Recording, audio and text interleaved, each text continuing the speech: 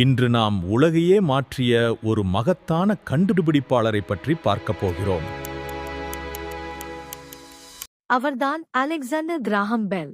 1847ஆம் ஆண்டு பிறந்த பெல் சிறுவயதிலிருந்தே அறிவியல் மற்றும் ஒளி தொடர்பான விஷயங்களில் அதிக ஆர்வம் கொண்டிருந்தார்.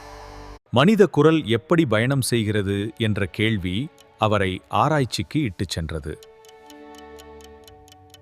பல வருட முயற்சிகளுக்கு பிறகு 1876ஆம் ஆண்டு அவர் உலகின் முதல் தொலைபேசியை கண்டுபிடித்தார். நீங்கள் அங்கு கேட்கிறீர்களா? Mister Watson, come here, I want to see you. இதுவே உலகின் முதல் தொலைபேசி அழைப்பு. பின்னர் அவர் பெல் டெலிபோன் கம்பெனியை நிறுவி தொடர்பு உலகை மாற்றினார்.